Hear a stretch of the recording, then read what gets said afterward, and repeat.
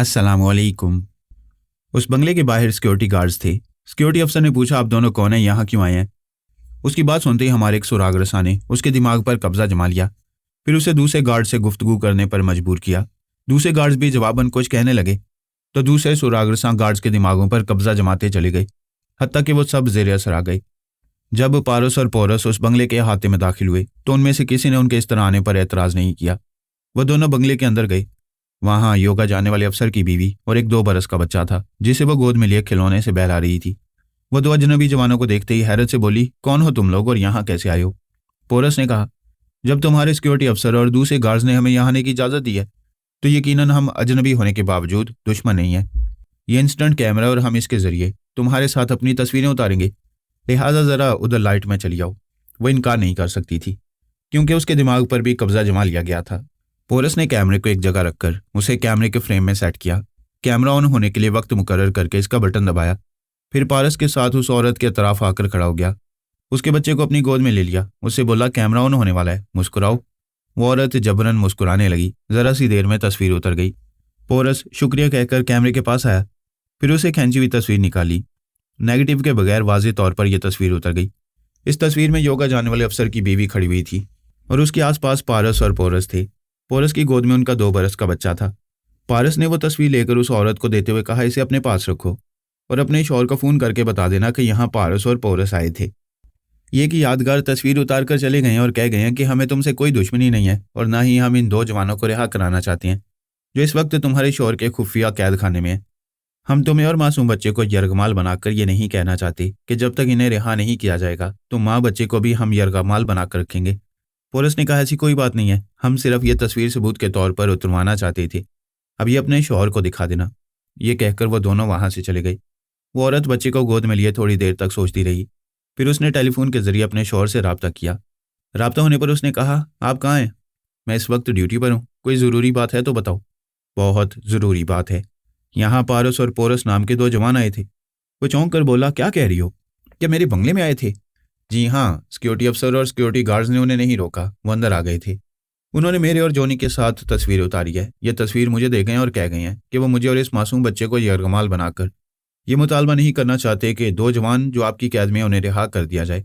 उन्होंने रिहाई का मुतालबा नहीं किया है, सिर्फ ये तस्वीर देकर चले गए हैं।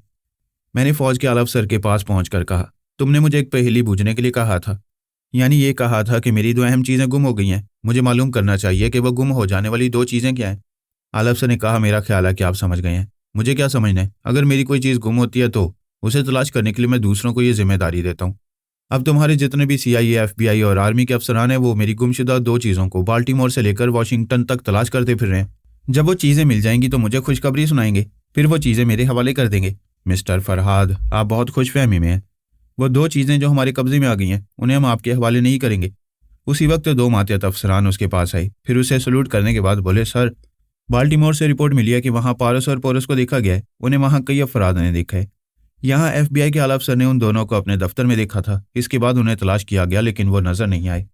आला अफसर ने नागवारी से पूछा, तुम ये कहना चाहते हो कि पारस और पोरस हमारे योगा जाने वाले अफसर की कस्टडी में नहीं है? सर, वो दोनों उनकी कस्टडी में है, लेकिन उनकी वाइफ ने उन्हें एक रिपोर्ट दी है जिसके मुताबिक पारस और पोरस उनके बंगले में आए थे। उनकी बीवी और बच्चे के साथ उन्होंने एक तस्वीर खींची। फिर वो तस्वीर उन्हें देकर वापस चले गए। वो तस्वीर इस बात का सबूत है कि पारस और पोरस आज़ाद हैं और वो कैदी नहीं बनाए गए हैं। ये कैसे हो सकता है? पारस और पोरस को बाल्टीमोर में देखा गया है, फिर उन दोनों को यहाँ भी वाशिंगटन में देखा गया है। मैंने उसके दिमाग में कहा, मिस्टर, ये नामुमकिन तो नहीं है। पारस और पोरस बाल्टीमोर में हैं।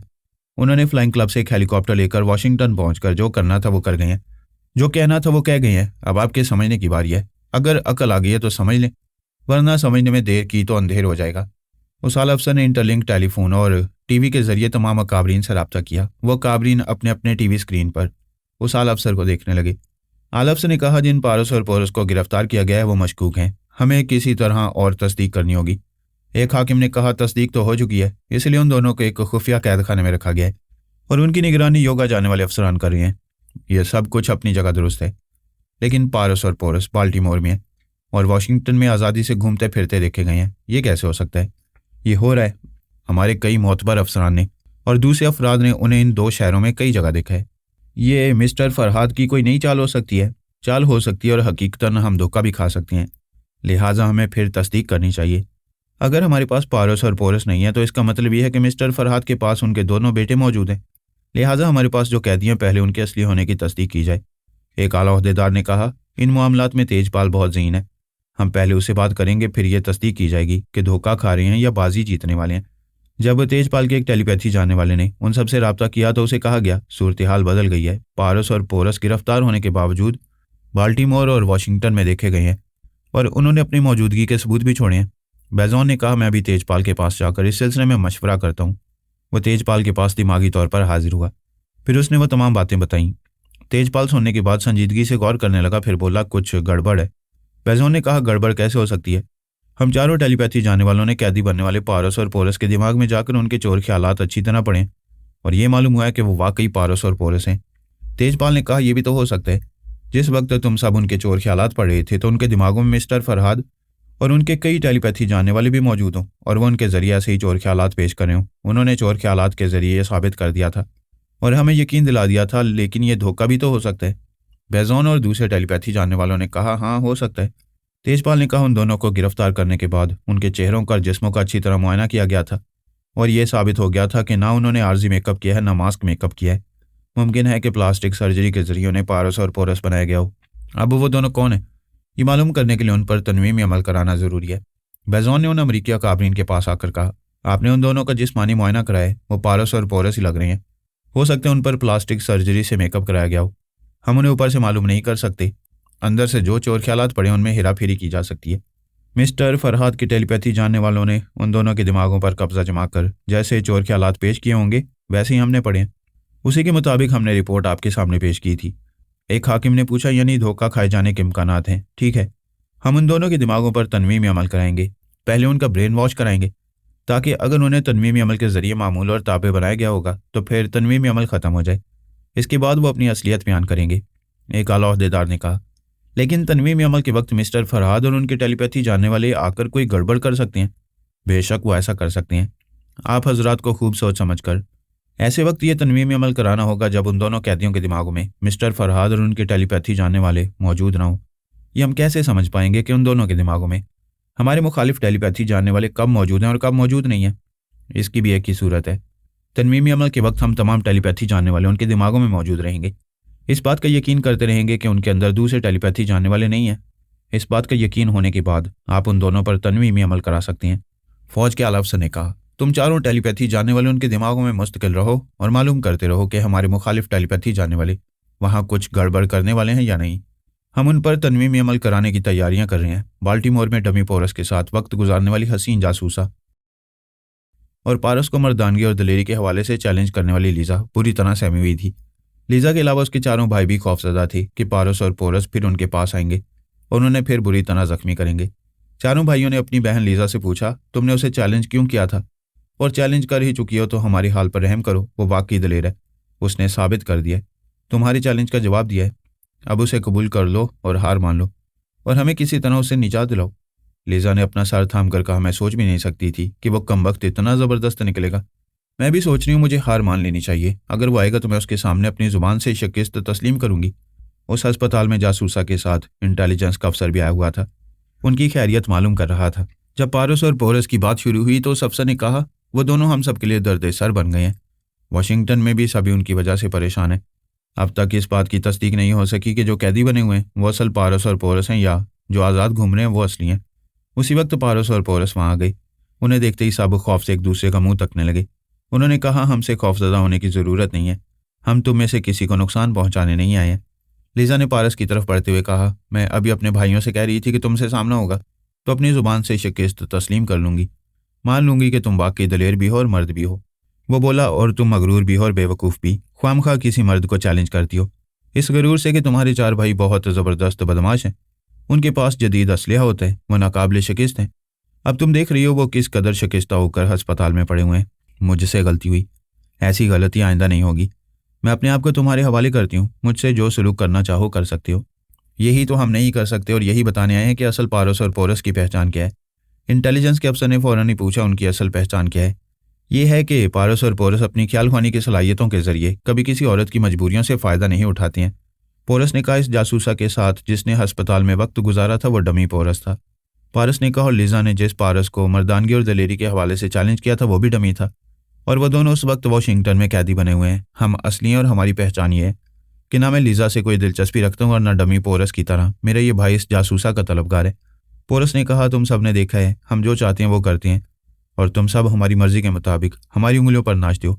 अगर तुम खड़े हो तो हम तुम्हें बैठने पर मजबूर कर देते हैं, अगर बैठे हो तो उठकर भागने पर मजबूर कर देते हैं, अगर तुमने लिबास पहना है तो हम तुम्हें बेलिबास होने पर मजबूर कर देते हैं।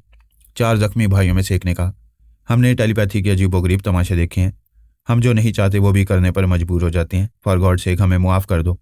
हम मुआफ़ करने ही आए हैं और ये कहने आए हैं कि वो डमी पारस और पोरस अपने तौर पर जो कुछ भी कर गए वो उनके अमाल है, और हमारे अमाल ये हैं कि हम इन 2 औरतों को हाथ लगाए बगैर यहाँ से जा रहे हैं। अपने दिलों से हमारा खौफ निकाल दो, हम वापस नहीं आएंगे। वो दोनों वहाँ से जाने लगे।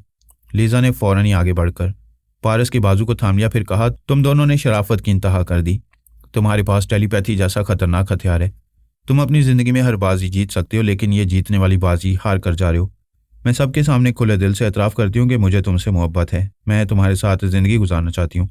पारस ने अपने बाजू से उसका हाथ हटाते हुए कहा, सॉरी, ज़िंदगी बहुत मुख्तसर और काम बहुत ज़्यादा, इतना ज़्यादा कि मैं तुमसे मोहब्बत करने और तुम्हारे साथ ज़िंदगी गुजारने का वक्त नहीं निकाल सकूंगा। किसी अच्छे शरीफ नौजवान का इंतखाब करो, उससे शादी करो और उसके साथ एक अच्छी इज़्दवाजी ज़िंदगी गुजारो। मैं ये नेक मशवरा दे सकता हूँ, किसी बुजुर्ग की तरह दुआएं नहीं दे सकता। ओके, सो फार। वो दोनों वहाँ से चले गए।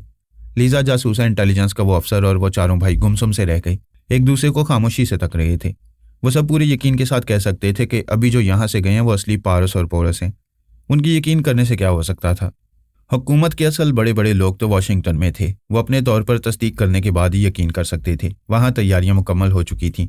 पैजोन और उसके टेलीपैथी जानने वालों ने इस बात का यकीन दिलाया था कि उन दोनों के दिमागों में कोई मुखालिफ टेलीपैथी जानने वाला नहीं है, और अगर तनवीमी अमल के दौरान में किसी किस्म की गड़बड़ होगी तो उन दोनों के दिमागों को अपने काबू में रखेंगे।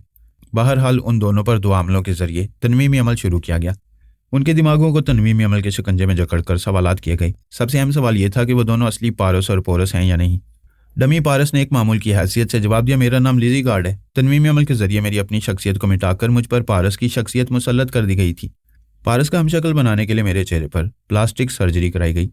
डमी पोरस ने भी एक मामूल की हैसियत से जवाब दिया, मेरा नाम कैनी बॉल है और मुझ पर पोरस की शख्सियत मुसल्लत कर दी गई थी। मुझे भी पोरस का हमशक्ल बनाने के लिए मेरे चेहरे पर प्लास्टिक सर्जरी की गई थी। उन दोनों के जवाबात ने तमाम शकूक व शुबहात ख़त्म कर दिए। ये यकीन दिला दिया कि वो पारस और पोरस नहीं बल्कि उन्हीं के टेलीपैथी जानने वाले लिजी गार्ड और कैनी बॉल हैं, जो उनसे गद्दारी करके जैकी ओल्ड के माथियत बन गए थे।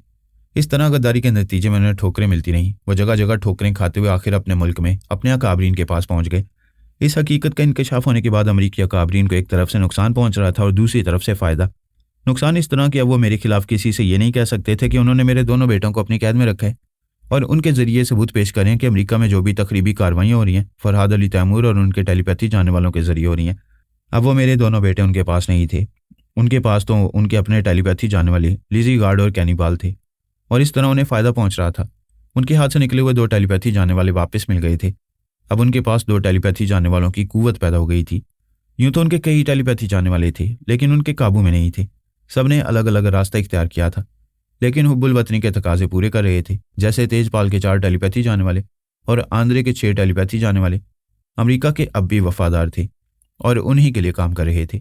दूसरी सुबह तमाम अकाबरीन को यह साब शिकन खबर मिली कि उनके जितने मिसाइल पैड्स थे वो सब बम धमाकों से तबाह कर दिए गए हैं। मैंने उनसे रब्ता किया, फिर कहा ये वही मिसाइल पैड्स थे जहाँ से बाबा साहब के दारे पर हमला करने की तैयारी की गई थी। मैंने उन सबको ख़त्म कर दिया है। ये मेरी इंतकामी कार्रवाई का दूसरा मरहला है, लेकिन अब तीसरा मरहला नहीं आएगा। जानते हो क्यों? उन लोगों ने पूछा, क्यों? जनाब तबरेज़ी ने हदायत की हैं कि मज़ीद इंतकामी कार्रवाई ना की जाए। जो नुकसान पहुँचाया जा चुका है वो तुम सब के लिए इबरत का बायस है। अगर अकल है, शराफत है तो समझना चाहिए कि हमारे पूरे इदारे को तबाह करने का इंतकाम हमने पूरी तरह नहीं लिया। सिर्फ इसलिए इंतकाम अधूरा छोड़ दिया ताकि तुम लोगों को अपनी गलती का एहसास हो और तुम आइंदा हमारे खिलाफ कोई कदम उठाने की जरूरत न कर सको। उन अकाबरीन में से एक ने कहा, हम जनाब तबरेज़ी के बहुत ही शुक्रगुजार हैं।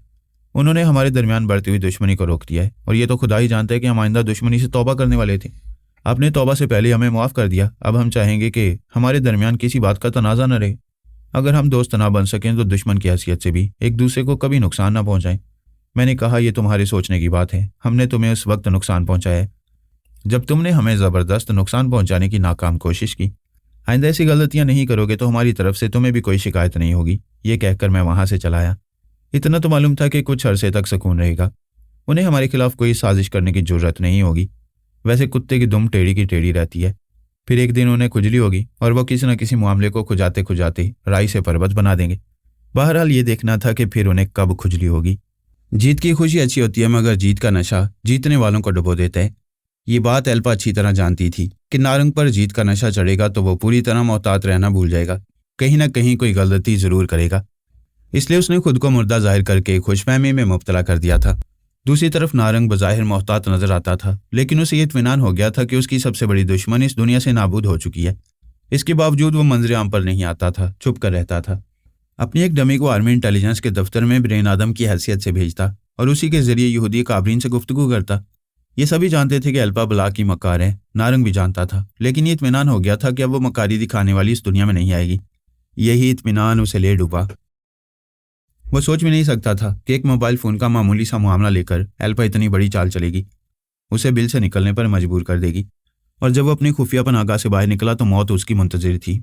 बाहर निकलते उसे गोलियां लगीं, जिसके नतीजे में ब्रेन आदम का जिस्म मुर्दा हो गया और नारंग की आत्मा बाहर निकल गई। उसने अपनी आत्मा को जैसे एक ख्वारिशज़दा कुत्ता बना दिया था।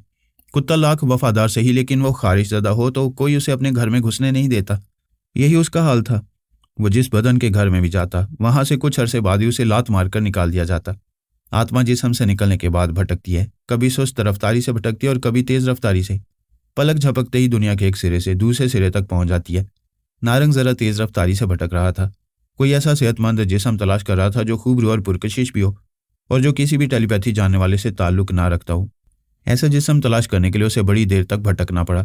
पहले उसने सोचा कब्रिस्तान की तरफ जाएगा, फिर उसने सोचा नहीं, इससे पहले वो एक कब्रिस्तान में मुर्दा जिस्म के अंदर गया था जिसे दफन किया जा रहा था। उसके जिस्म में जाने के बाद पता चला वो एक बहुत बड़ा मुजरिम है। उसके अंदर रहकर उसे बहुत मुश्किलात का सामना करना पड़ा था। फिर उसने सोचा किसी अस्पताल में जाना चाहिए, लेकिन ये भी नादानी होती। अस्पताल में मरीज होते हैं। उसके दिमाग में बात आई वहां से दूर किसी बड़े अमीर कबीर घराने में जाए जहां लोग खुशहाल हों और सेहतमंद भी। वो भटकता हुआ एक ऐसे ही घराने में पहुंच गया। वहां अभी अभी एक सेहतमंद नौजवान की मौत वाक़ई हुई थी। वो नौजवान सेहतमंद था, लेकिन कुछ बीमार सा था। अब वो किस किस्म का बीमार था ये नारंग मालूम नहीं कर सकता था। जब तक उसे किसी जिस्म का दिमाग ना मिलता, उस वक्त तक वो ख्याल ख्वानी करके किसी के अंदर पहुंचकर मालूमात हासिल नहीं कर सकता था किस घर के लोग कैसे हैं, क्या ख्यालात रखते हैं और मरने वाला अपनी ज़िंदगी में कैसा था और उसकी मौत क्यों वाक़ई हुई। ये सब कुछ मालूम करने के लिए ख्याल ख्वानी ज़रूरी थी और ख्याल ख्वानी के लिए एक दिमाग लाजमी था। ये उसकी मजबूरी थी। बहरहाल एक ताज़ा मुर्दा जिस्म उसकी आंखों के सामने एक बेड पर पड़ा था। उसके चंद रिश्तेदार उसके आसपास थे और उसकी मौत पर हो रहे थे।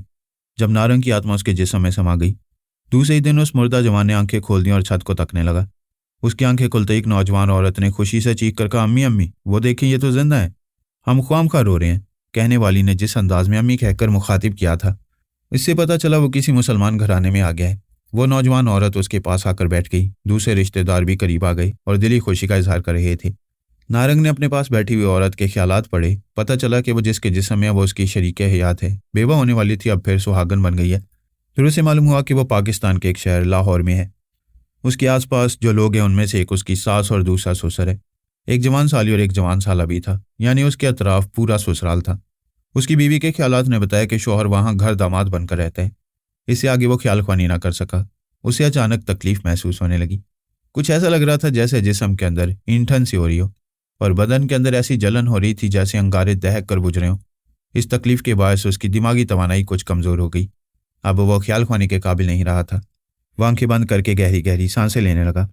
उसे थोड़ा सा आराम महसूस हो रहा था, लेकिन वह समझ रहा था अभी ख्याल ख्वानी के काबिल नहीं है। कुछ और आराम आएगा तो अपने टेलीपैथिक इल्म के जरिए वहाँ के लोगों के दिमाग में जाकर बहुत कुछ मालूम करेगा। इस वक्त वो कुछ मालूम नहीं कर सकता था। फिलहाल वो अंधेरे में था, कुछ समझ नहीं सकता था कि कहाँ चला है और आइंदा उसके साथ क्या होने वाला है। उसने आंखें खोलकर अपने पास बैठी हुई जवान औरत को देखा। वो उसकी बीवी थी। उसने कहा, शाजिया, मैं तन्हाई चाहता हूँ, मेरी तबीयत ठीक नहीं है, सिर्फ तुम यहाँ रहो। शाजिया ने अपने वालिदैन से और भाई बहन से कहा, प्लीज़ आप लोग जाएं, अभी इन्हें तन्हा छोड़ दें। उसकी सास ने जाते हुए कहा, ठीक है, हमारे दामाद बेटे को पूरी तरह आराम मिलना चाहिए। ससुर ने कहा, हमारे लिए बड़ी खुशी की बात है कि हमारी बेटी का सुहाग सलामत है। हम अपनी खुशी का इजहार कैसे करें, समझ में नहीं आता।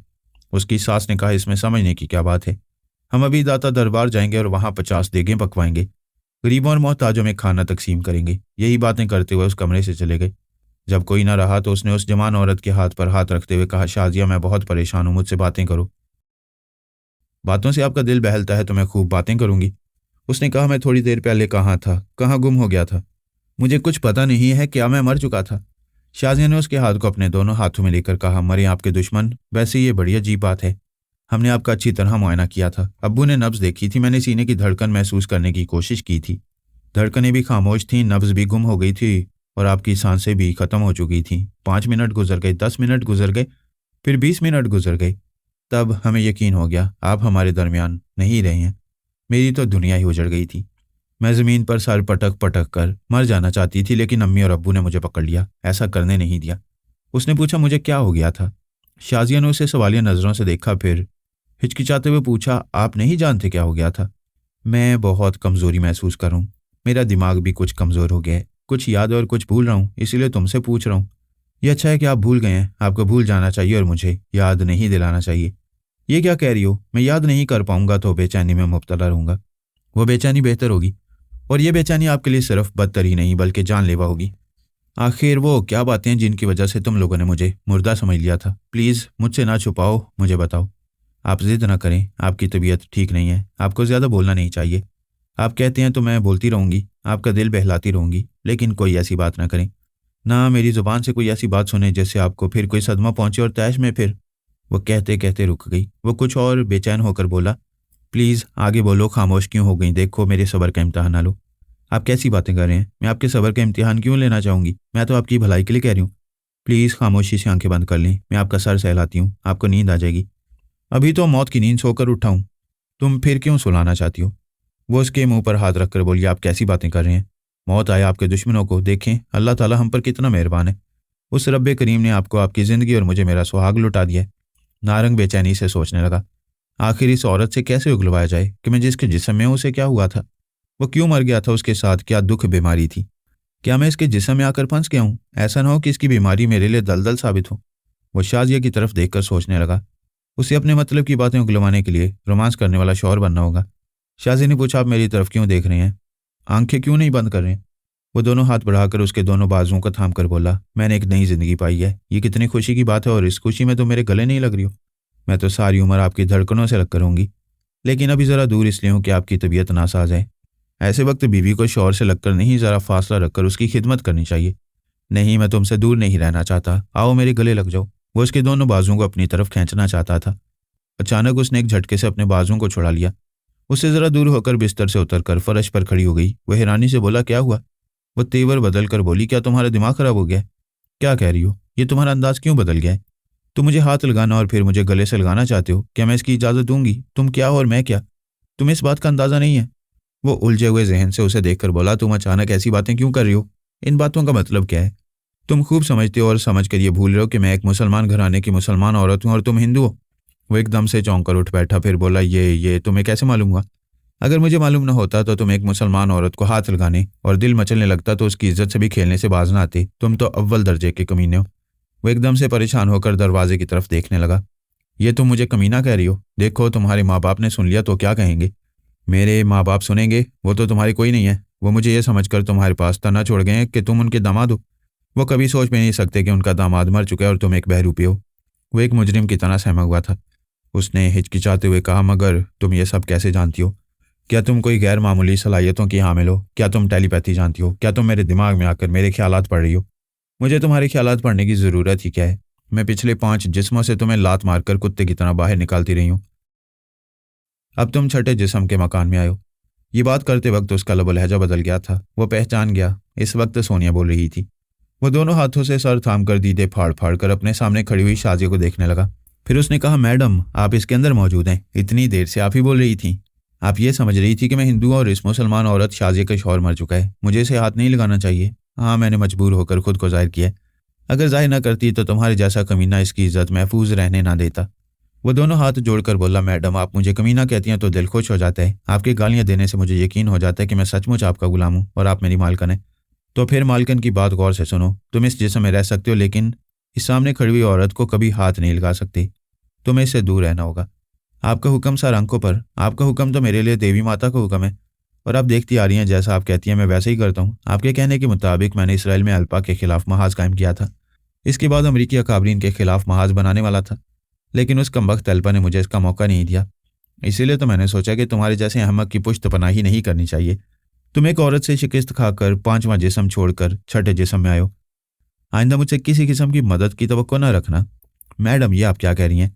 आपकी मदद के बगैर मैं बिल्कुल यतीम हो जाऊंगा। तुम यतीम हो जाओ या मर जाओ, लेकिन मरने के बाद भी जिंदा होगे। ये 6ठा जिस्म छोड़कर 7वें जिस्म में पनाह लोगे और वो आखिरी जिस्म होगा। नहीं मैडम, नहीं। इस वक्त आपने मुझसे हमदर्दी नहीं की तो मैं अपनी ज़िंदगी के साथ साथ अपनी आत्मा शक्ति भी हमेशा के लिए गंवा दूंगा। उसने फिर पहले जैसी तकलीफ महसूस की। ऐसा लग रहा था जैसे अंदर से ईंठन सी हो रही हो और जिस्म के अंदर कहीं कहीं ऐसी जलन महसूस हो रही थी जैसे अंगारे दहक रहे हों और फिर बुझ रहे हों। वह तकलीफ से कराते हुए बोला, ये मुझे क्या हो रहा है? थोड़ी देर पहले भी ऐसी तकलीफ महसूस हो रही थी। मैडम, आपको अपने खुदा का वास्ता मुझे कम से कम ये बता दें, मैं जिसके जिस्म में हूँ उसे आखिर तकलीफ क्या थी? क्या वो किसी तशवीशनाक बीमारी में मुब्तला था? सोनिया की आवाज़ आई, हाँ, बहुत ही तशवीशनाक और जानलेवा मर्ज में मुब्तला था। ये तुम्हारी बदकिस्मती है, तुम भटकते हुए इस जिस्म में आ गए हो। यहाँ तुम ज़्यादा अरसे तक नहीं रह सकोगे। रहना चाहोगे तो इस तकलीफ को ज़्यादा अरसे तक बर्दाश्त नहीं कर पाओगे। मजबूर होकर किसी न किसी दिन तुम्हें ये जिस्म छोड़ना पड़ेगा।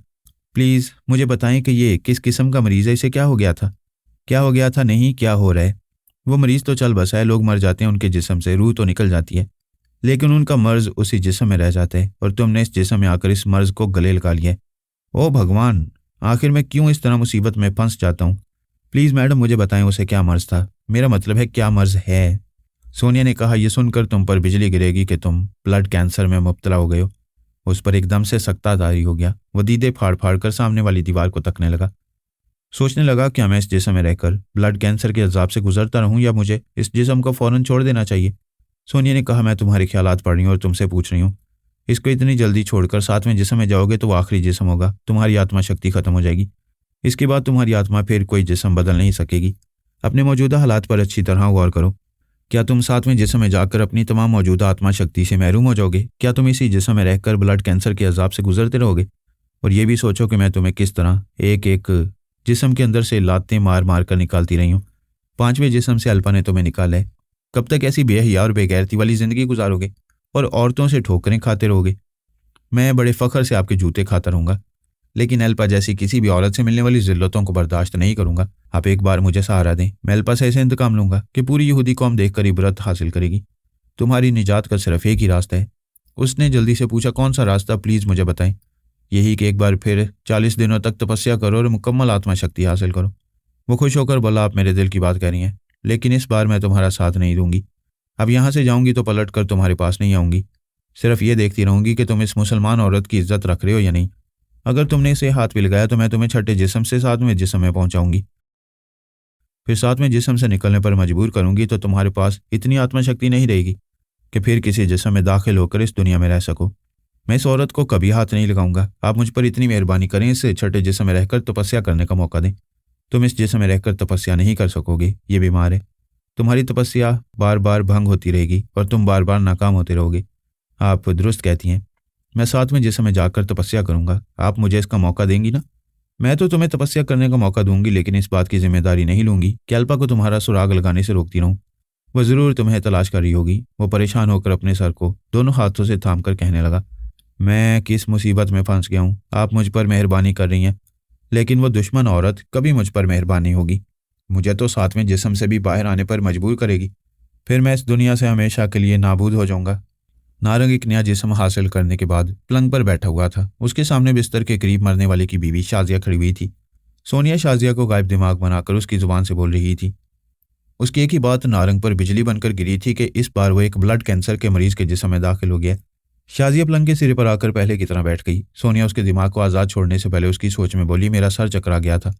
उसने कहते उसके दिमाग को ढील दी। वो गायब दिमाग थी, अब हाजिर हो गई। उसके जहन को एक झटका सा लगा तो उसने सोचा, मेरा सर चकरा गया था। उसने सर उठाकर अपने शौहर यानी नारंग को देखा, फिर पूछा, आप उठकर क्यों बैठ गए हैं? आपको आराम से लेटे रहना चाहिए। नारंग ने शाजिया को सवालिया नजरों से देखा, फिर समझ गया कि सोनिया ने इसके दिमाग को आज़ाद छोड़ दिया। अब वो गायब दिमाग नहीं है, इसलिए शाजिया का लब लहजा सुनाई दे रहा है और सोनिया खामोश हो गई है। ये पता नहीं कि चली गई है या चुपचाप शाजिया के दिमाग में मौजूद है। उसने सोनिया को मुखातिब करने के लिए ख्याल ख्वानी की परवाज़ की, फिर ये देखकर खुश हुआ कि उसकी दिमागी तवानाई बहाल हो गई है। और अब वो ख्याल ख्वानी कर सकते हैं। उसने सोनिया के पास पहुंचकर कहा, मैडम क्या आप शाजिया के दिमाग में नहीं है? नहीं, मैं वहां से चली आई हूँ, अब तुम मेरे दिमाग से जाओ। प्लीज़ मैडम मेरी एक बात सुन लें, मैं पहले कह चुकी हूँ, तुम्हारे किसी मामले से दिलचस्पी नहीं लूंगी। इस दुनिया में रहने के लिए तुम्हारे पास दो ही जिस्म रह गए हैं, एक मौजूदा जिस्म और दूसरा किसी का सातवां जिस्म होगा। इसके बाद तुम आत्मा शक्ति से महरूम हो जाओगे। तुम्हारी आत्मा सातवें जिस्म के बाद फिर किसी जिस्म में दाखिल नहीं हो सकेगी। मैडम यही तो परेशानी है, इसलिए मैं आपसे इल्तिजा कर रहा हूँ, तुम फिर भूल रहे हो। इससे पहले कि मैं सांस रोककर तुम्हें भगा दूं, बेहतर है खुद चले जाओ। इन दो जिस्मों में रहने तक अपनी जहानत और हिकमत अमली से कोई ऐसा रास्ता इख्तियार करो कि तपस्या करके दोबारा आत्मा शक्ति हासिल कर सको। इसी तरह तुम इस दुनिया में रह सकोगे, वरना फना तो होना ही है। सोनिया ने सांस रोक ली। नारंग की सोच की लहरें उसके दिमाग से निकल आईं। वो दिमागी तौर पर फिर शाजिया के सामने हाजिर हो गया। शाजिया ने पूछा, आप यूं गुमसुम क्यों हैं? क्या सोच रहे हैं? कहाँ पहुंचे हुए हैं? वो बोला, शाजिया तुम मेरी बात का बुरा ना मानना, मैं इस वक्त बिल्कुल तन्हाई चाहता हूँ। क्या तुम मुझे कुछ देर के लिए तन्हा छोड़ दोगी? आप अंदर से बहुत परेशान हैं, ये चाहते हैं कि आपको तन्हा छोड़ दूं, जबकि बीवी तन्हाई की साथी होती है। मैं मानता हूँ तुम मेरी तन्हाई की साथी हो, मुझसे बहुत मोहब्बत करती हो, लेकिन इस वक्त मैं बहुत बुरी तरह उलझा हुआ हूँ, बहुत परेशान हूँ। भगवान के लिए मुझे तन्हा छोड़ दो। शाजिया ने चौंक कर उसे देखा, फिर पूछा, ये तुम क्या कह रहे हो? भगवान का नाम ले रहे हो? क्या खुदा का नाम भूल गए हो? वो एकदम से गड़बड़ा गया। जल्दी से बात बनाते हुए कहा, वो बात यह है कि तुम खुद समझ सकती हो मेरा जहन किस तरह उलझा हुआ है। मैं खुदा का नाम लेने के बजाय भगवान का नाम ले रहा हूँ। नारंग ये कहते ही शाजिया के दिमाग में आया, फिर उसके दिमाग पर कब्जा जमा कर उसकी सोच के जरिए बोला, मैं कैसी शरीक हयात हूँ, अपने शौहर की परेशानियों को नहीं समझ रही हूँ। ये तन्हाई चाहती हैं, बेहतर है कि मैं इन्हें तन्हा छोड़ दूँ। वाकई इनका जहन उलझा हुआ है, कहना कुछ चाहते हैं और कहते कुछ है। वो उठकर खड़ी हो गई, फिर बोली, अच्छी बात है, मैं जा रही हूँ। जब भी ज़रूरत हो तो तुम मुझे आवाज़ देकर बुला लेना। वो अपना हाथ बढ़ाकर उसके शाने पर रखते हुए बोली, आप आराम से लेट जाएं। वो अपने शाने पर से उसका हाथ हटाकर बोला, हाँ मैं अभी लेट जाऊंगा। वो हैरानी से बोली, आपको क्या हुआ है? आप मेरा हाथ अपने शाने से हटा रहे हैं? ऐसी भी क्या परेशानी है कि मेरी मौजूदगी आप पर ग्रां गुजरी है? अब वो उसे कैसे कह सकता था? सोनिया ने उसे सख्ती से वार्निंग दी थी कि इस मुसलमान औरत को हाथ भी ना लगाना, जबकि वो उसे हाथ लगा रही थी, उसके शाने पर हाथ रखे हुए थी। वो बड़ी मुसीबत में पड़ गया था। वो आजिज़ी से बोला, शाजिया मुझे समझने की कोशिश करो, तुम्हारी मौजूदगी मुझ पर ग्रां नहीं गुजर रही, लेकिन मैं क्या करूं, मैं इस वक्त बिल्कुल तन्हाई और खामोशी चाहता हूं। ठीक है मैं चली जाती हूँ, मगर एक बार मुझे अपने गले से लगा लो। वो एकदम से चीख कर पीछे हटते हुए दूसरी तरफ पलंग से उतर गया, फिर बोला, नहीं नहीं मेरे करीब ना आना। शाजिया हैरानी और परेशानी से उसे देख रही थी। उसने पूछा, ये क्या पागलपन है? आप ऐसे भाग रहे हैं जैसे मैं आपकी बीवी नहीं हूँ, कोई जहरीली नागिन हूँ। आप मुझे गले लगाएंगे तो मैं आपको डस लूंगी। वो परेशान होकर बोला, नहीं नहीं भगवान नहीं, खुदा, ए खुदा मैं क्या करूं? शाजिया को कैसे समझाऊं? वो शाजिया को क्या समझाता? शाजिया उसे हैरानी और परेशानी से देख रही थी और कह रही थी, ओह मैं भूल गई, डॉक्टर ने कहा था कि वक्त पर आपका तमाम खून तब्दील ना किया गया तो इस जहरीले खून का असर दिमाग तक पहुंचेगा, और मैं देख रही हूँ कि ऐसे ही कुछ हो रहा है। मैं अभी डॉक्टर से फ़ोन पर बात करती हूँ। अगर यहाँ खून की तब्दीली का इंतजाम ना हो सका तो मैं आपको किसी भी पहली फ़्लाइट से लंदन ले जाऊंगी। वो डॉक्टर से फ़ोन पर बात करने के लिए चली गई। नारंग ने जल्दी से आगे बढ़कर दरवाजे को अंदर से बंद कर दिया। फिर एक गहरी सांस लेकर दिल ही दिल में बोला, भगवान तेरा शुक्र है, थोड़ी सी तन्हाई नसीब हुई है। अब मुझे काम की बात सोचनी चाहिए। काम की बात सोचने के लिए मौजूदा मसाइल को समझना ज़रूरी था। एक मसला यह था कि वो ब्लड कैंसर के मरीज के जिस्म में पहुंच गया था। उस मरने वाले मरीज के हिस्से में जितनी भी तकालीफ थी, अब उसे इन तकालीफ से गुजरना था। अगर वो इन तकालीफ को बर्दाश्त ना करना चाहता तो फिर उसके जिस्म को छोड़ना ज़रूरी था, और वो फ़ौरन ही ऐसा नहीं कर सकता था। एक मसला ये भी था कि वो कैंसर का मरीज बनकर अपनी तपस्या नहीं कर सकता था। उसके खून में जहर की मिकदार बढ़ती रहती तो वह तकलीफ में मुब्तला हो जाता। इस तरह तपस्या जारी रखने के काबिल नहीं रहता। वो फर्श पर बैठा दोनों हाथों से सर थाम कर सोच रहा था, ये भगवान मैं क्या करूं, मेरी समझ में कुछ नहीं आ रहा है। तू अंतर्ज्ञानी है, मेरी मुसीबतों को समझ रहा है, मुझे थोड़ी अकल दे कि मैं इस मुसीबत से निकल सकूं। वो दिल ही दिल में प्रार्थना करता रहा और सोचता रहा। फिर अचानक ही उसे अपने शागिर्द की याद आई। बहुत ज़हीन और बड़ी लगन से उसकी तरह तपस्या करने वाला चेला था। उसका नाम भीमा दास था। वो आत्मशक्ति हासिल करने के लिए बड़ी लगन से तपस्या में मसरूफ़ रहा करता। इसके अलावा टेलीपैथिक इल्म सीखने के मराहिल से भी गुजरता रहता। एक बार उसने कहा था कि वो टेलीपैथिक इल्म को जल्द ही सीखने वाला है। उसे ऐसा महसूस होता है कि वो कभी कभी किसी न किसी के दिमाग में आर्जी तौर पर पहुंचता है, फिर उसकी सोच की लहरें भटक जाती हैं। अभी उसकी ख्याल ख्वानी में पुख्तगी नहीं आई है। ये बहुत दिनों की बात थी। अब तो शायद उसने टेलीपैथिक इल्म सीख लिया हो, और शायद उसकी तपस्या भी किसी हद तक मुकम्मल हो गई हो। उसने भीमा के मुतालिक सोचा, फिर ख्याल ख्वानी की परवाज़ करके उसके दिमाग में पहुंच गया। भीमा पराई सोच की लहरों को महसूस करते ही सांस रोक लेता था, लेकिन उस वक्त उसने सांस नहीं रोकी। वो अपने गुरु की सोच की लहरों को खूब पहचानता था। उसने दोनों हाथ जोड़ते हुए सर झुकाकर कहा, प्रणाम गुरुदेव, आपने बड़ी मुद्दत के बाद अपने दास को याद किया है। आप आज्ञा दें, मैं आपकी सेवा करना चाहता हूँ। भीमा, मैं बड़ी मुसीबत में हूँ। बहुत ही मुख्तसर करके अपने बारे में बता रहा हूँ, मेरी कुछ मदद करो। गुरुदेव, ये आप क्या कह रहे हैं? आप और मुसीबत में हैं? मैं तो अपनी जान की बाजी लगा दूंगा। मुझे बताएं आप कहाँ हैं और मैं आपके लिए क्या कर सकता हूँ। नारंग उसे अपने हालात बताने लगा। भीमा ने उसकी तमाम रुदात सुनने के बाद कहा, गुरुदेव, आपने ठीक वक्त पर अपने दास को याद किया। मैं आपको ये खुशखबरी सुनाता हूँ कि मैंने टेलीपैथी की विद्या सीख ली है।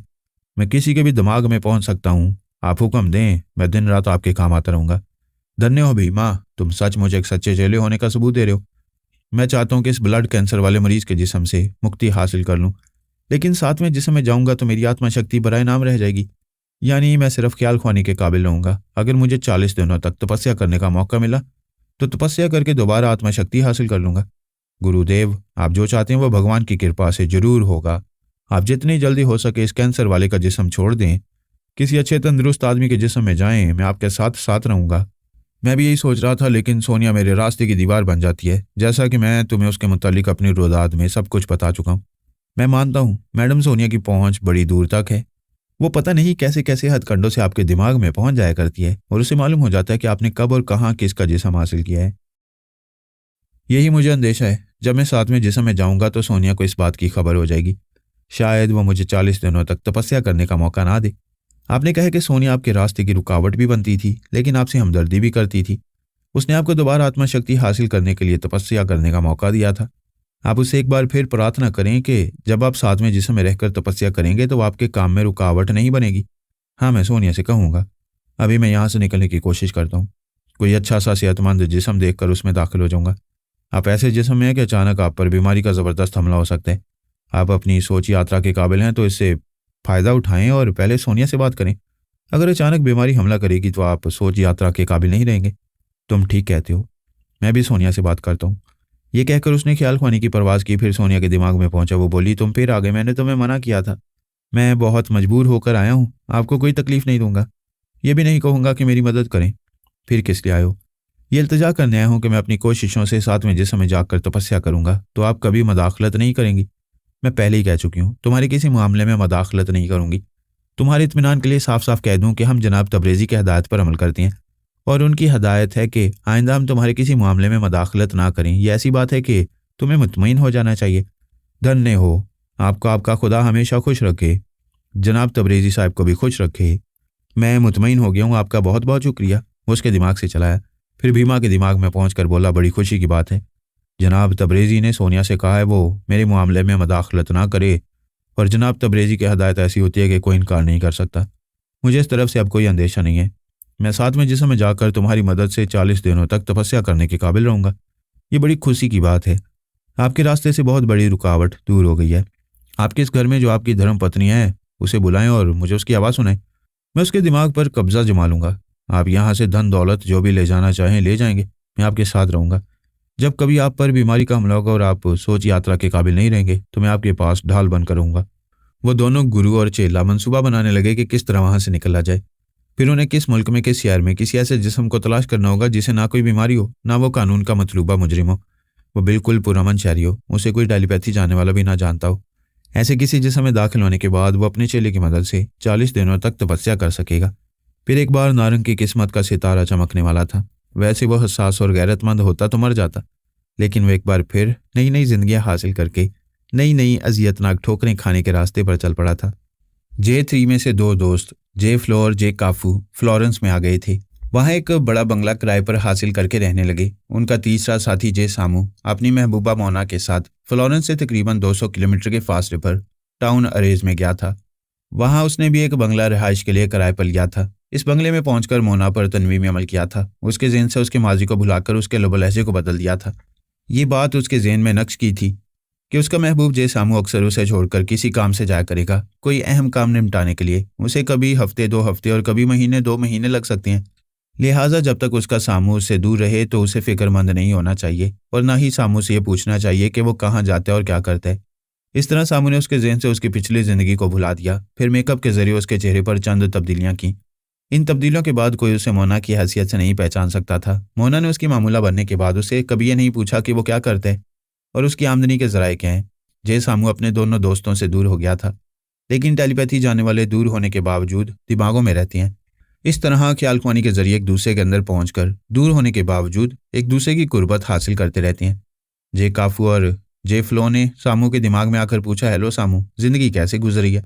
वो खुश होकर बोला, जिंदगी पहले ऐसी खूबसूरत नहीं थी। मैं क्या बताऊं कि मोना ने मुझे जिंदगी का वो हसीन और रंगीन पहलू दिखाया है जो अब तक मेरी नज़रों से और मेरे जहन से ओझल था। जब से मोना मेरी ज़िंदगी में आई है, तब से मेरी उम्र के एक एक लम्हे को मुसर्रतों से मालामाल करती जा रही है।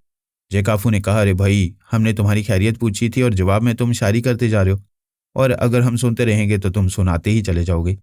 जेफ्लो ने कहा, मैं सामू के दिलो दिमाग की कैफियत को अच्छी तरह समझ सकता हूँ, क्योंकि मैं भी किसी की जुल्फ़ों का हसीन हूँ।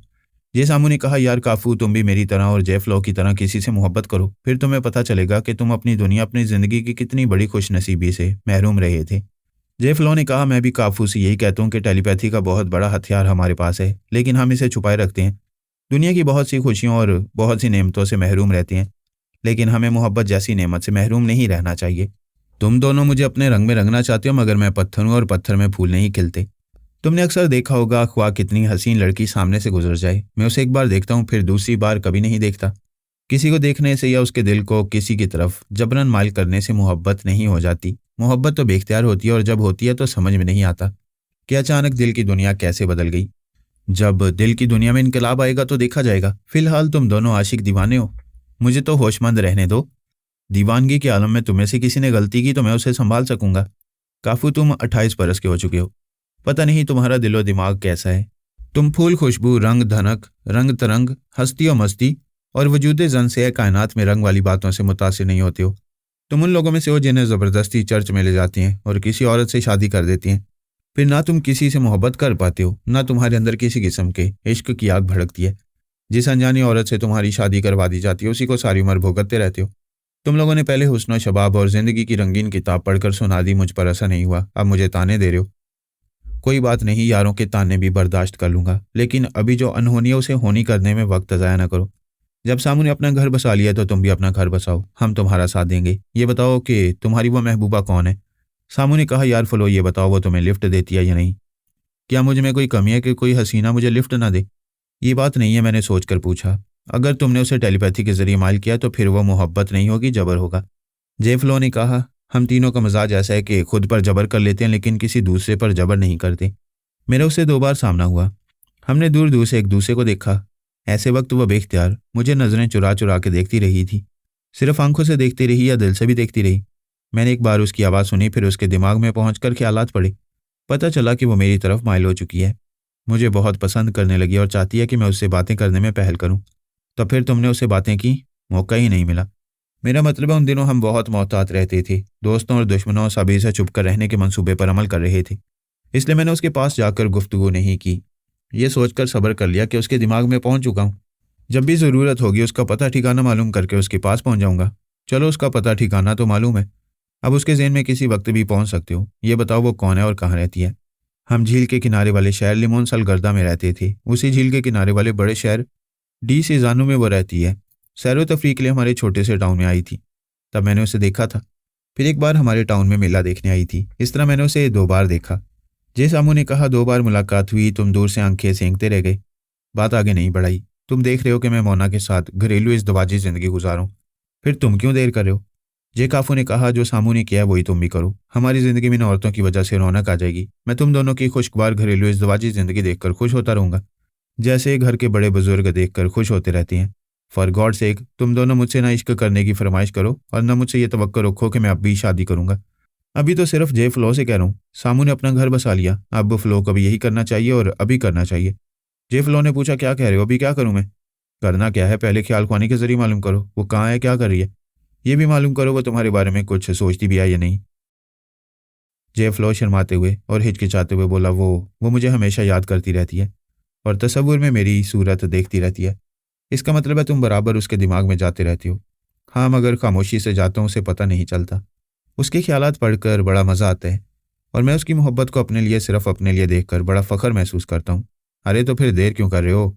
अभी उसके दिमाग में जाओ, पहले खामोशी से मालूमात हासिल करो, फिर उससे फ़ोन पर रब्ता करो। उसे पूछो क्या वो तुम्हारे साथ रहने के लिए अपने घर वालों को छोड़ सकती है। मैं अभी जाता हूँ, फिर ख्याल ख्वानी के जरिए वापस आकर फ़ोन के जरिए उससे रब्ता करूँगा। वैसे तुम दोनों चाहो तो मेरे जरिए दिमाग में भी पहुंचकर उसके ख्यालात और जज्बात जो मेरे लिए हैं वो मालूम कर सकते हो। जे काफू ने कहा, नहीं, यह हर इंसान का ज़ाती मामला होता है। हम तीनों गहरे दोस्त हैं, लेकिन इस मामले में हमें ज़रा सी राजदारी बरतना चाहिए, क्योंकि जो औरतें हमसे मोहब्बत करती रहेंगी, हमें उनकी इज्जत और शर्म का भी लिहाज करना होगा। वो ख्याल ख्वानी के जरिए अपनी महबूबा रीटा के पास गया, फिर थोड़ी देर बाद वापस आकर बोला, वो यहीं फ्लोरेंस में तफरीह के लिए आई है, यहाँ के एक 5 स्टार होटल में है। मालूम होता है बहुत अमीर कबीर है, हमेशा तफरीह करती रहती है। जब हम लेमोन सलगर्दा में थे तो वहाँ भी तफरीह करने आई थी। फ्लोरेंस जैसे खूबसूरत शहर में भी तफरीह करने की घर से आई है। मालूम तो करो आखिर वो कौन है, क्या करती है और उसकी आमदनी के ज़राए क्या हैं। मैं मालूम कर चुका हूँ, उसका भाई अमेरिका में रहता है। उसने 1 बरस पहले उसे $10 करोड़ दिए थे और कहा था, खूब ऐश करो, किसी की मोहताज बनकर न रहो। कोई तुम्हें पसंद आ जाए तो मुझे बताना, मुझसे तुम्हारी शादी करा दूंगा। $10 करोड़ कोई मामूली रकम नहीं है। उसका भाई तो बहुत ही रईस आजम होगा। मालूम करो वो क्या कारोबार करते हैं। वो नहीं जानती, तकरीबन 10 माह गुजर चुके हैं। उसका भाई उसे दूर रहते हैं, कभी कभी टेलीफोन के जरिए उसे रब्ता करते हैं, उसकी खैरियत मालूम करता है और उसे तसल्लियाँ देता है कि वो जल्दी आएगा। अगर उसे दौलत और जायदाद की कमी हो तो वो उसे पूरा करता रहेगा। क्या वो सिर्फ बहन भाई हैं? उनके माँ बाप और दूसरे रिश्तेदार नहीं हैं? माँ बाप नहीं है, दूर के रिश्तेदार हैं, लेकिन वो अपने रिश्तेदारों से दूर रहती है। कभी कोई खुशी की तकरीब हो तो उनसे मिलने चली जाती है। जब से भाई गया है वो तनहा डीसी जानू के एक खूबसूरत बंगले में रह रही है। तफरीह की गर्ज से मुख्तलिफ मुकामात की सैर करती रहती है और अब इसी सिलसिले में फ्लोरेंस में आई हुई है। जैसा मोनिका इसे कहते हैं, दिल को दिल से राह होती है।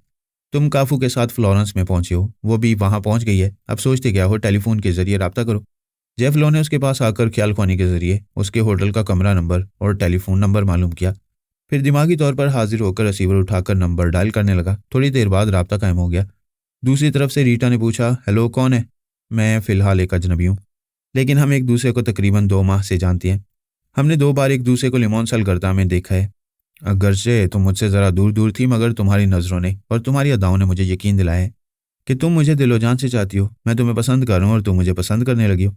रीटा थोड़ी देर तक चुप रही, फिर बोली, मैं एक अजनबी को दिलो जान से चाहती हूँ। जब से उसे देखा है पता नहीं मुझे क्या हो गया है। मैं दिन रात उसके बारे में सोचती हूँ और अपने दिल से पूछती हूँ, क्या वो भी मुझे याद कर रहा होगा? जेफ लो ने कहा, हाँ, वो भी याद करता रहता है और इस वक्त भी तुम्हें इस फ़ोन के जरिए याद कर रहे हैं। तुम्हें देख नहीं रहा, मगर तुम्हारी आवाज़ सुन रहे हैं। मैं कैसे यकीन करूँ कि तुम वही हो? जब कभी मुझे सामने देखोगी तो यकीन आ जाएगा। मैं ऐसे ही खुश नसीब लम्हात के इंतज़ार में हूँ। तुम्हारा आइडियल ये मालूम करना चाहता है कि तुम उसे किस कदर चाहती हो। क्या तुम उसके लिए अपना सब कुछ, यानी कि अपने रिश्तेदार, अपना घर छोड़कर उसके साथ रह सकती हो? तुम कोई नई बात नहीं कह रहे हो। दुनिया की सभी लड़कियां यही करती हैं। अपने आइडियल के लिए, अपने जीवन साथी के लिए अपने रिश्तेदारों को छोड़कर उसके घर चली जाती हैं। हाँ, मगर अपने मैके वालों से कभी ना कभी मिलती रहती हैं। लेकिन मैं चाहता हूँ एक बार मेरे पास आने के बाद फिर कभी अपने मैके वालों के पास ना जाओ। तुम्हारे चाहने या ना चाहने से क्या होता है? मुझसे सिर्फ मेरे आइडियल की बात करो। अगर मेरा आइडियल मुझे दिलो जान से चाहता है तो वो कभी ये नहीं चाहेगा कि मुझे मेरे मैके वालों से जुदा कर दे, जबकि मेरे मैके वालों में मेरा सिर्फ एक भाई ही रह गया है। तुम्हारा वो भाई क्या करता है और कहाँ रहता है? मैंने अपने भाई से कभी नहीं पूछा। वैसे हम इतने दौलतमंद हैं कि अपनी दौलत और जायदाद का हिसाब किसी को बताना ज़रूरी नहीं समझते।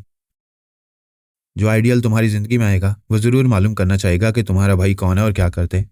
जब वो मेरी ज़िंदगी में आएगा तो मेरे ब्रादर उसे अपने बारे में सब कुछ बता देंगे। जो तुम्हारी ज़िंदगी में आने वाला है वही तुमसे कह रहे हैं। पहले तुम इस बात का वादा करो कि उसकी खातिर तुम सारी दुनिया छोड़ दोगी, सिर्फ उसके साथ एक अलहदा ज़िंदगी गुजारोगी, फिर किसी से ताल्लुक़ नहीं रखोगी। उसी वक्त रीटा के मोबाइल फ़ोन से बजर की आवाज़ उभरने लगी। वो बोली, जस्ट अ मिनट, मैं अभी बात करती हूँ। उसने अपने मोबाइल फ़ोन को ऑन किया, फिर इसे कान से लगाकर बोली, हेलो, कौन है? हेलो रीटा, मैं हूँ, तुम्हारा ब्रदर। वो खुश होकर बोली, ओह ब्रदर, तुम कहाँ हो? मैं तुम्हें याद करती हूँ। आखिर मुझसे इतनी दूर क्यों रहते हो? कुछ मजबूरियाँ, बहुत अहम काम में मसरूफ़ हूँ, इसलिए नहीं आ सकता, लेकिन जल्द आऊँगा। तुम नहीं आ सकते तो मुझे अपने पास बुला लो। अगर बुलाना होता तो बहुत पहले ही बुला लिया होता। सब्र से ज़रा इंतज़ार करो, मैं जल्द ही तुम्हारे पास आऊँगा। बाय द वे, ये तुमसे कौन शख्स फ़ोन पर बातें कर रहा है? वो हैरानी से बोली, ये आप कैसे जानते हैं? जो मैं पूछ रहा हूँ उसका जवाब दो। ब्रदर, मैंने लिमोन सलगर्दा में एक जवान को देखा था, वो मुझे बहुत अच्छा लगता है। मैं ना चाहते हुए भी उसके बारे में दिन रात सोचती रहती हूँ। मैंने ये भी सोच रखा है कि जब आप आएंगे तो मैं उसका जिक्र आपसे करूंगी। वो शख्स कौन है और कैसा है, क्या तुम जानती हो? नहीं, मैं उसके बारे में कुछ नहीं जानती। अभी वो फ़ोन पर मुझसे बातें कर रहे हैं और कह रहे हैं कि वही मेरा आइडियल है।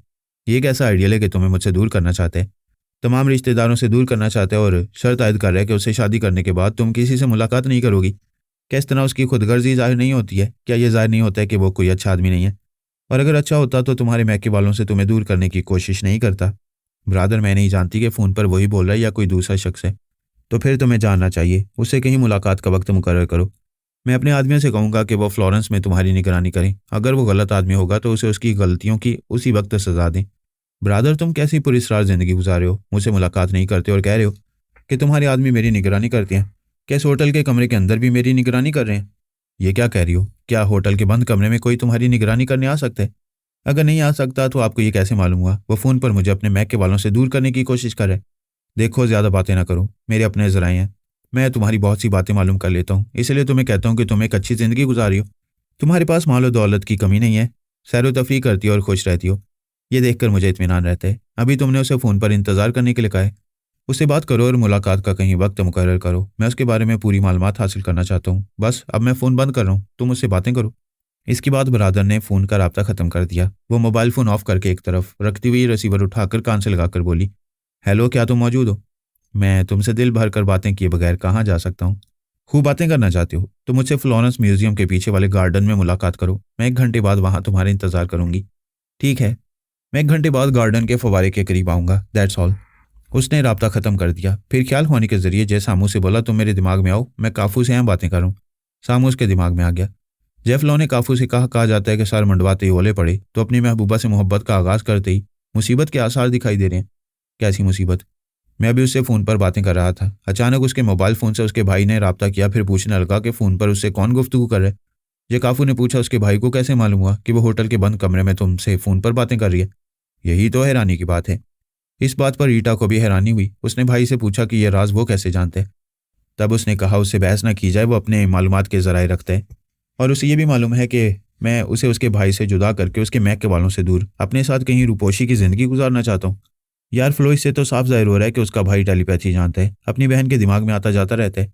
उसने दिमाग में रहकर तुम्हारी फ़ोन वाली गुफ्तगू सुनी है। जय काफू ये कहते हुए उठकर खड़ा हो गया। फिर बोला, फ्लो, यहाँ खतरा है। अगर वो टेलीपैथी जानता है तो उसे मालूम हो चुका होगा कि हमें सीआर के इस बंगले में रहती है। वो हमें किसी तरह घेर सकता है। यहाँ उसके आलाकार मौजूद होंगे। दानिशमंद यह है कि हम सब यहाँ से निकल चलें। उन्होंने जल्दी जल्दी अपने अपने सफरी बैग में तमाम सामान डाला, फिर वहां से निकल पड़े। इस बंगले से बहुत दूर आने के बाद जे सामू ने ख्याल खोने के जरिए कहा, वाह यार, तुमने भी किस लड़की से दिल लगाया, वो तो हमारे लिए खतरात पैदा करने लगी है। जेफ लो ने कहा, मुझे क्या मालूम था कि उसका भाई टेलीपैथी जानता है। जय काफू ने कहा, अब हम किसी एक को खूबरू और स्मार्ट जवान को अपना अलाकार बनाएंगे। हम तीनों उसके दिमाग में रहकर उसे अपने काबू में रखेंगे और रीटा का आइडियल बनाकर उस गार्डन में भेजेंगे। यही करना होगा क्योंकि उसका भाई ज़रूर अपने मातहतों के जरिए उस गार्डन में पहुंचेगा और फिर पता ना होने वाले बहनोई के खिलाफ क्या तरीका कार इख्तियार करेगा, ये हम देखेंगे। फ्लोरेंस म्यूजियम के करीब एक खूबरो और कद्यावर शख्स नजर आया। जेफ लो ने उसे मुखातिब किया, हेलो मिस्टर, क्या आप सिगरेट पीते हैं? सॉरी, मैं सिगरेट नहीं पीता। ये बहुत अच्छी बात है। हम लोगों से यही पूछते फिरते हैं, अगर कोई सिगरेट पीता है तो उसे समझाते हैं कि वो सुस्त रफ्तारी से जहर पी रहा है। सिगरेट नोशी उसकी उम्र कम करती जा रही है। जे काफू की बातों के दौरान में जे सामू और जे फ्लो ने उस शख्स के दिमाग पर कब्जा जमा लिया। फिर जे काफू भी उसके दिमाग में आ गया। वो तीनों उसे लेकर फ्लोरेंस म्यूजियम के पीछे वाले गार्डन में आ गए। रीटा मुकर्रा वक्त के मुताबिक आ गई थी और फवारे के पास एक बेंच पर बैठी हुई थी। वो अजनबी उसके पास पहुंच गया। जे फ्लो ने उसकी जुबान से कहा, हेलो रीटा, वैसे तुम्हारा नाम भी खूब है। किसी को मुखातिब करते हुए हेलो कहा जाता है और तुम्हारे नाम के आगे मुखातिब करने से पहले ही हेलो लगा हुआ है। वो उठकर खड़ी हुई, फिर बोली, क्या तुम वही हो? हाँ, मैं वही हूँ। अभी 1 घंटा पहले तुमसे फ़ोन पर बातें कर रहा था और तुमने फ़ोन पर दावा किया था कि तुम मेरे आइडियल हो, जबकि नहीं हो।